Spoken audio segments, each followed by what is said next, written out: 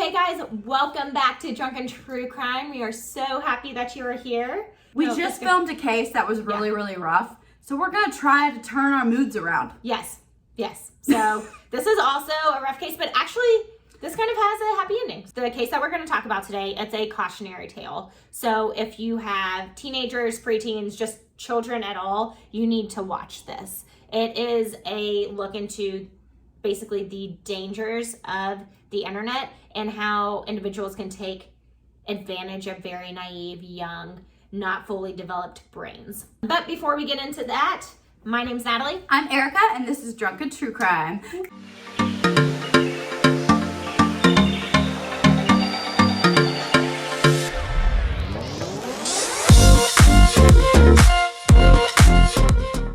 For those of you that are returning, thank you so much for coming back. For those of you that are new, welcome to the shit show that is us. Before we get into the case, we do have a few disclaimers. We're going to go through them fast, so listen up.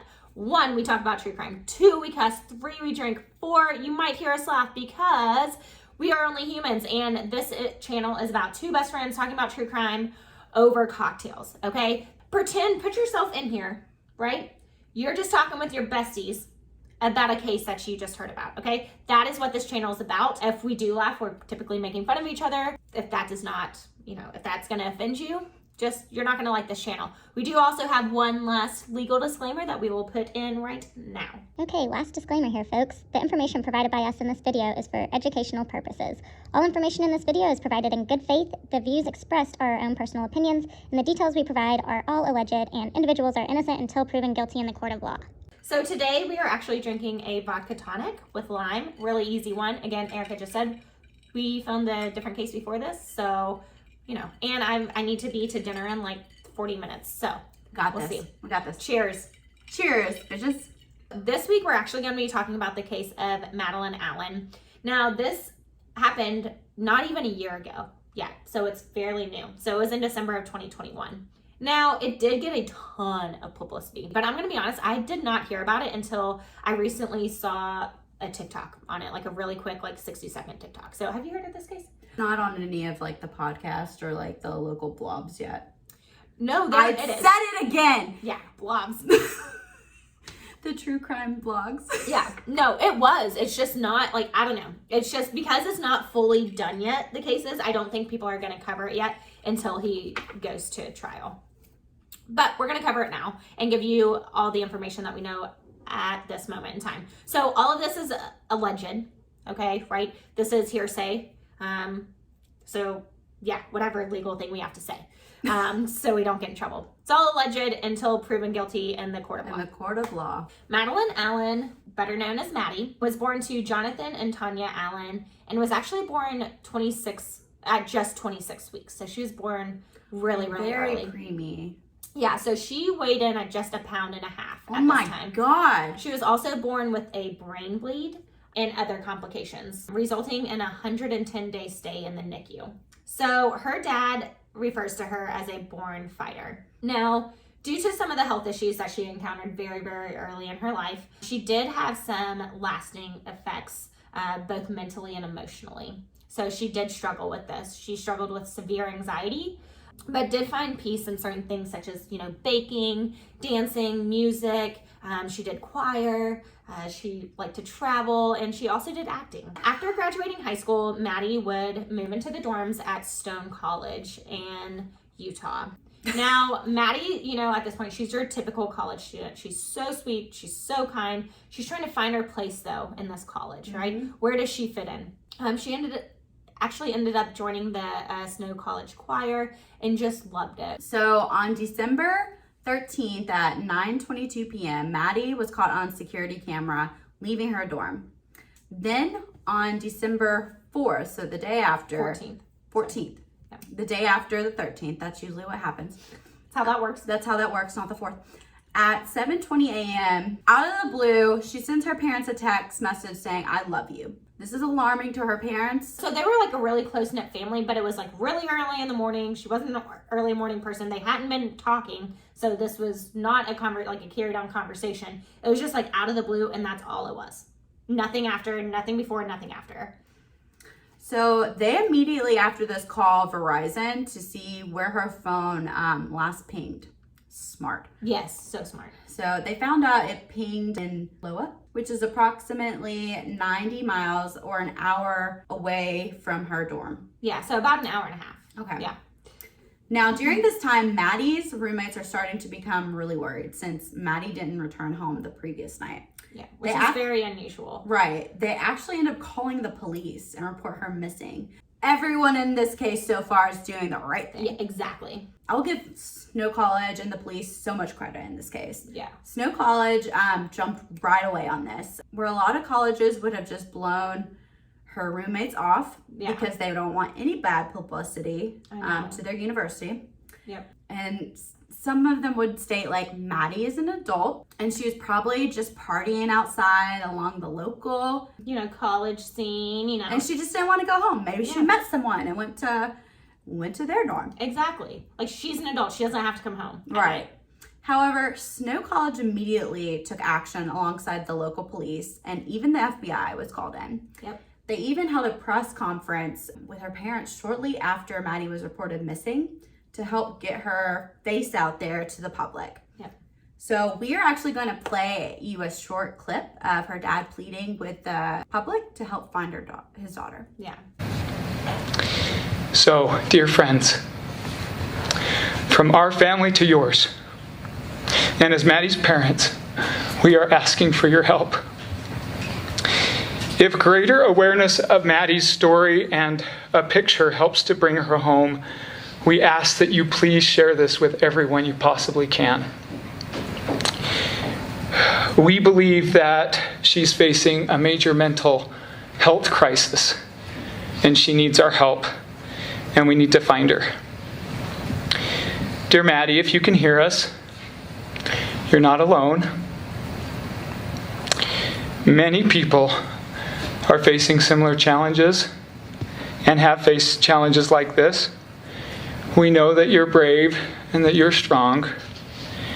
We see you and we love you beyond our ability to express, and we're here for you. And we're anxious for you to come home and be with us for Christmas. Now, as you heard, at this point in her family, they actually think that she's having a mental health crisis. That's what they believed happened to their daughter at this point, and they plead with Maddie to come back home and telling her that, whatever you're going through, we can figure it out. We'll get through this together. Now, while this is all going on, police... I'm sorry to stop you, but why was that their immediate thought? Because she struggled, so bad. Okay. So she struggled a lot with mental issues stemming from the brain bleed and the issues she had as a preteen. That makes more sense. Yeah. Okay.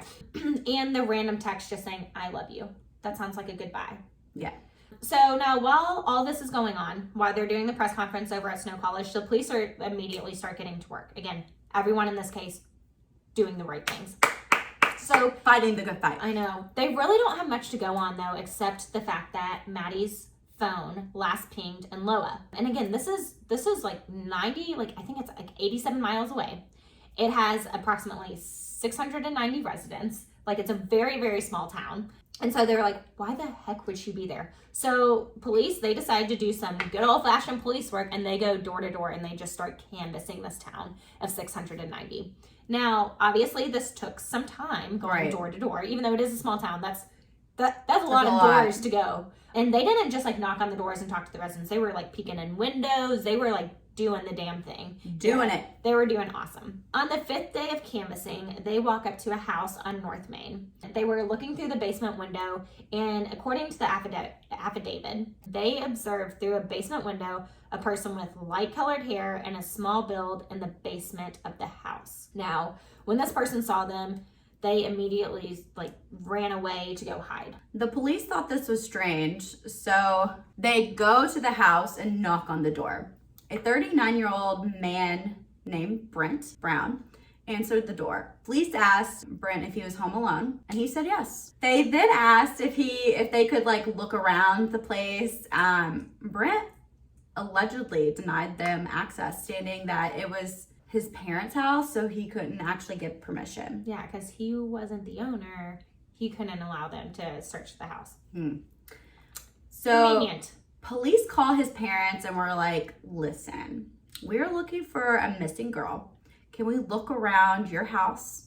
And his parents were like, yeah, go right ahead. Yes. You get some stuff out of the fridge if you want to, like, a cooked meal or something, too. Get some drinks. Make yourself at home. Make yourself at home. If you need Prop some your rest. feet on the couch and watch some TV. Love his parents. Get to it.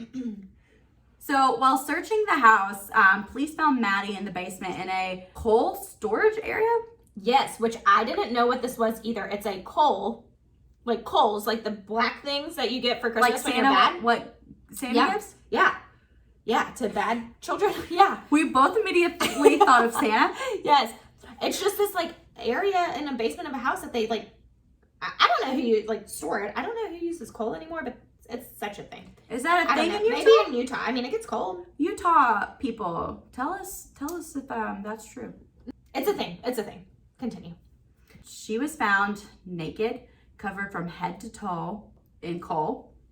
According to the affidavit, police said they also found a gun in the basement and 3 knives on Brent Brown. Maddie allegedly told police she had been multiple times by Brown and that she didn't want to have sex with him and wanted to leave. But he threatened her family and her sisters.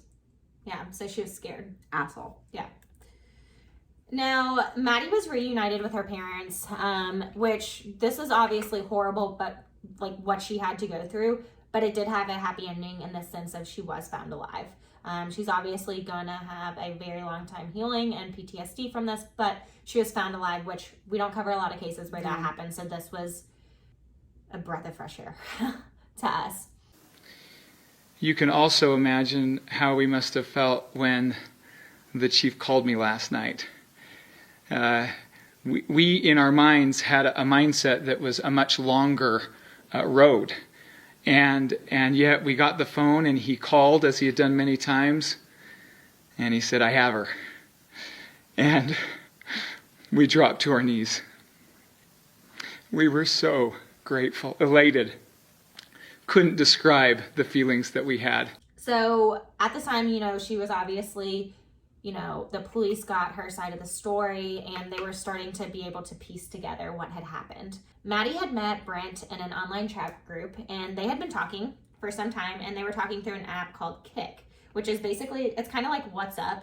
I've heard about it. Yeah. It's very similar to WhatsApp. So they agreed to, finally meet up after talking back and forth. And this is why Maddie had left her dorm at 9:22 on December 13th. She was going to meet up with him. Yeah. And again, this was arranged. So Maddie alleges that once she got into the car with Brent, that his demeanor just completely changed. He took her cell phone away. He started driving, drove her 87 miles away from her dorm to his house. He did allow Maddie to use her cell phone once the next morning, and that's when she texted her parents. Oh, he's a sweetheart. And, well, I think this is pure speculation on my part. My guess is that Maddie was like, people are going to be worried about me. I have to at least check. Care. Yeah, I at least have to check in with my roommates as to why I did not come home last night. Right. Like, you're going to get caught if you don't let me send Smart girl. a few text messages.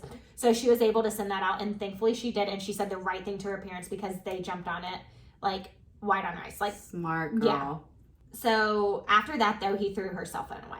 Maddie also stated to the police that Brent would, tie her up while he was at work, and detailed how he repeatedly her multiple times each day.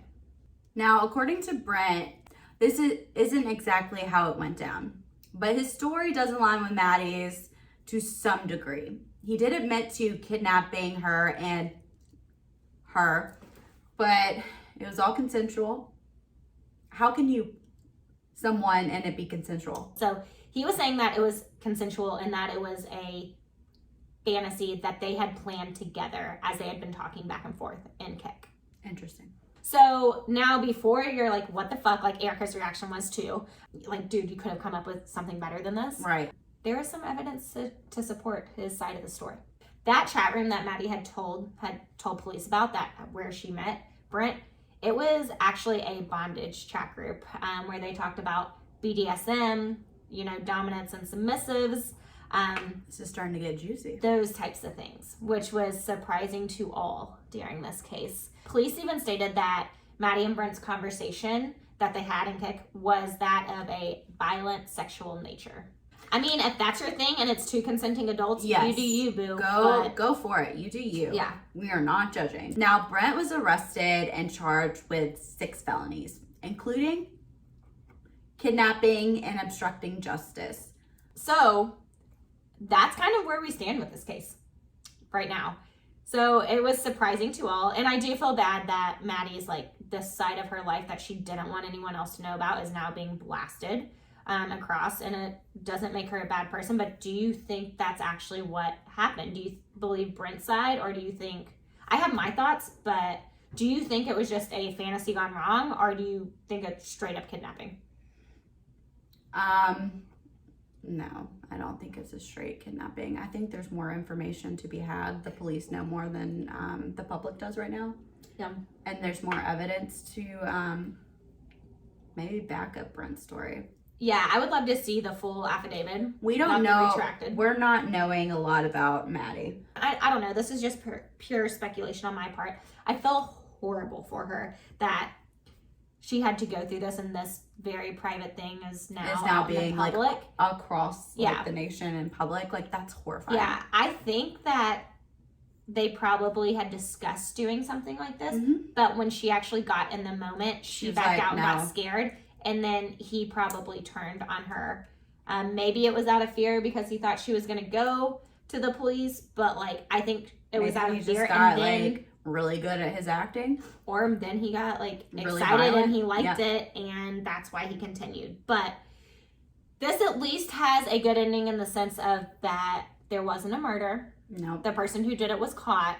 But it is very interesting. I'm very interested to see where this goes. I'm very interested to see what comes out next. Yeah. Let us know what you guys think down below. Right. We love to hear your feedback. We'd love to discuss this one. With that being said, if you like the coverage of this case, please like, comment, subscribe. Help your girls out. It's very easy for you to do that. It's free, so fucking do it for us. But until then, be a bitch and stay alive. Cheers.